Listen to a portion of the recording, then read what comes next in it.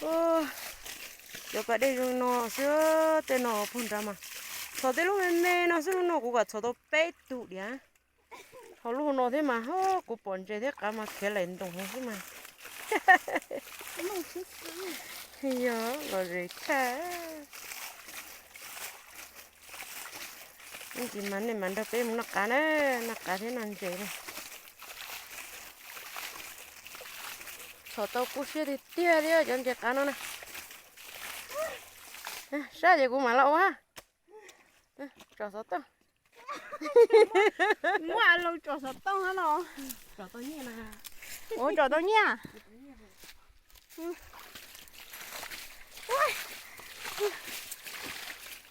chụp cái con trái có còn cũng con trả lớn là ai chưa cần cái ra luôn sao nữa kìa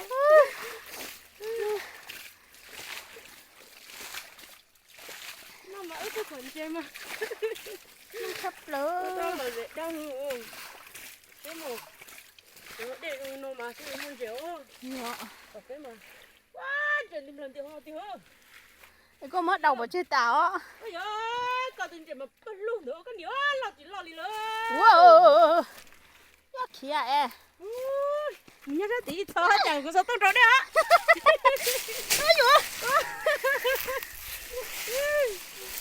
ai vậy con tay hộp cổ xuống đó ui cả như là tụi cô nó nhiều cha vô một thốn bông tôm cổ nó ơi dơ ui dồi con trẻ đó tụi tàu ơ nhưng mà độ đi đua nó có chó tụi cô tụi liên liên lọc cô lọt chắp luôn ui dồi cá thô ủa cá ô số số tốt rồi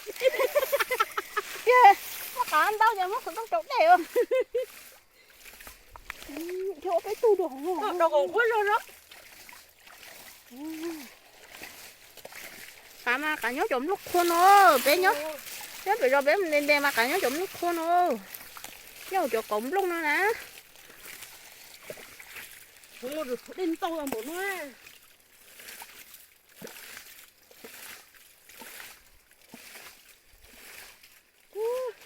để chúng mà để đổ đây mua giò luôn cái tu它比种了很好哎，都好对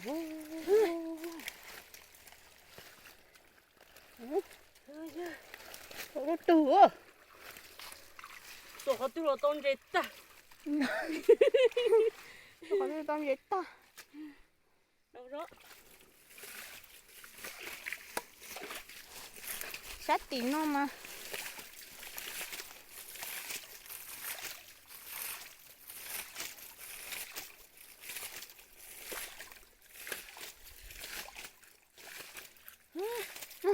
đâu đó, mới có thô xả cho họ tư, chả có bẩn chơi coi, anh gì bốc đột lủng họ ha.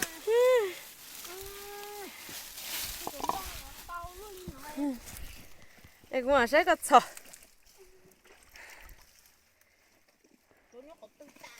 như hố cổ tia,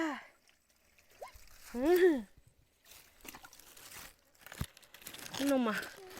cái bộ tủ lo xưa, nó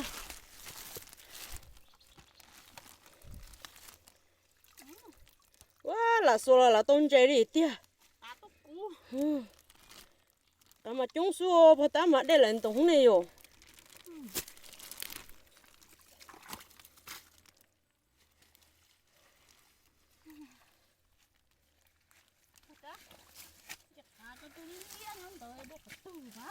Nhớ tí cỏ xíu tia. Tao kia tụi lia ra. Ô, lo sắp rồi tiêu. Chín tàu đấy lên hết tàu á. Chỉ tàu đi ô. Ô, lo cho tia. Sao nào nó cùng. Nó cùng á.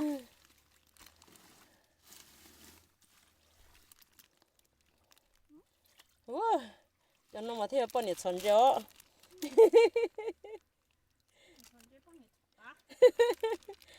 Sao cá bọn nhiệt xuân chứ.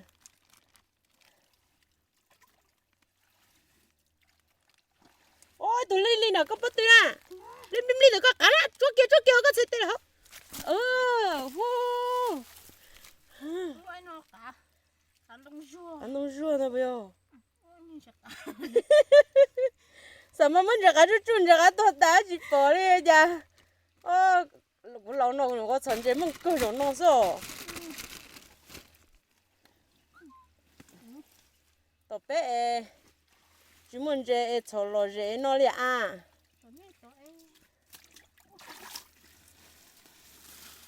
cá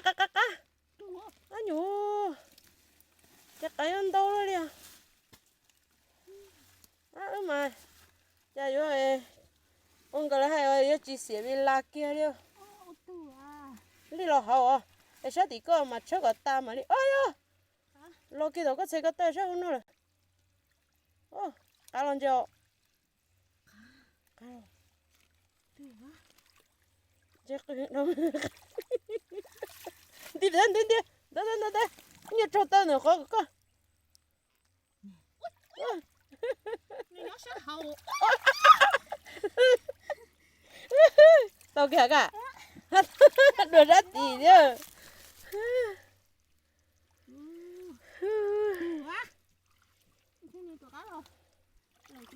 là rể thì tia ấy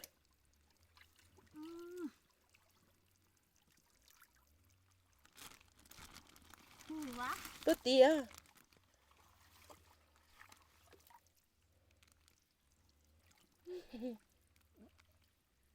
phải thí nữa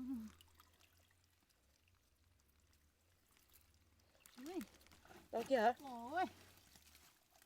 ê chẳng nói cho nó chỉ cơ đi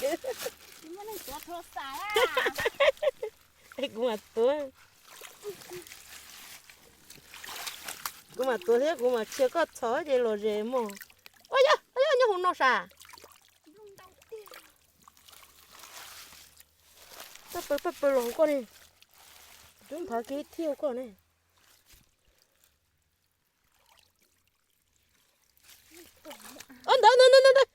đây lụa đen nữa cơ ôi cái lụa đen trâu rồi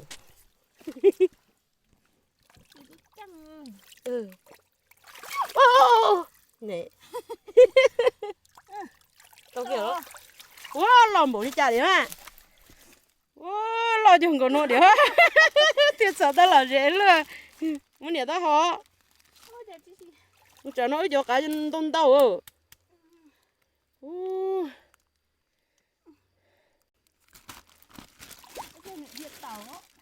nó cho cá nó mà dùng nước con nó mà nó thêm cá chuối tôi đi rồi nhìn cho cá nhìn cho cá rồi cái tôi lo gì mỏ rồi bố ta đeo với tôi rồi nó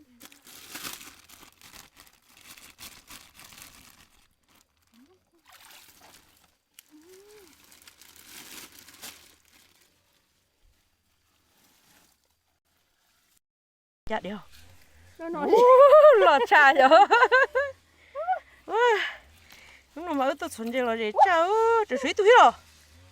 tôi ăn chị chứ đi cho có lúc nó tao nói thêm gì cho nó cũng chỉ tua liều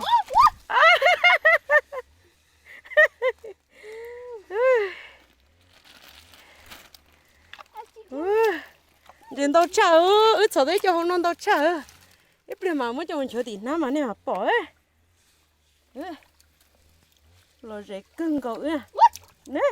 alo chắc cá xuống chắc cá rồi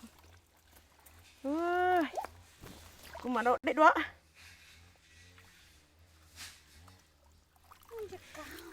rồi gì cơ chuẩn chế mà chuẩn chung nó mà thì chuẩn chế lấy kìa lọt cha thế à cả lọt cha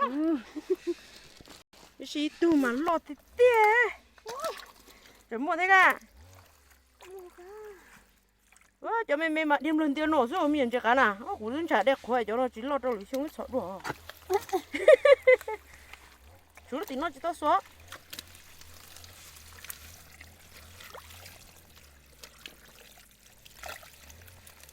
chỗ nó mà chắc cả nhiều nhốt trâu giống nó nè Ủa, chả có làm Ồ. sao làm thiệt ư ha. một trâu rồi ủa tụi nó thế ủa plim plim plim nó tỉnh nó thiếu cái chủ yếu sư liu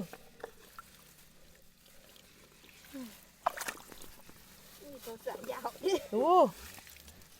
cái tụi lo nó tỉnh nó Chú lọt thì có. ừ wow lọt cha ư cái gì mất tư là ô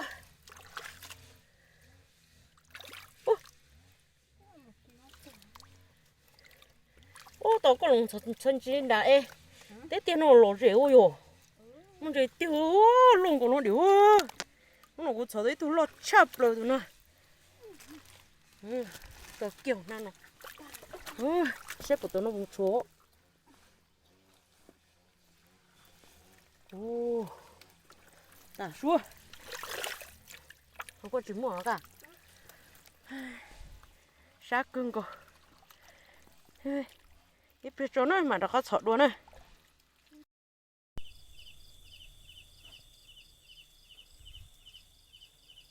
trên đâu cứu chỗ nó yon dễ đi siêu hai mấy chỗ phải tạo em đâu chờ cho nó nhưng mà chỗ phải chỉ không còn dễ trong đó mà tôi hay già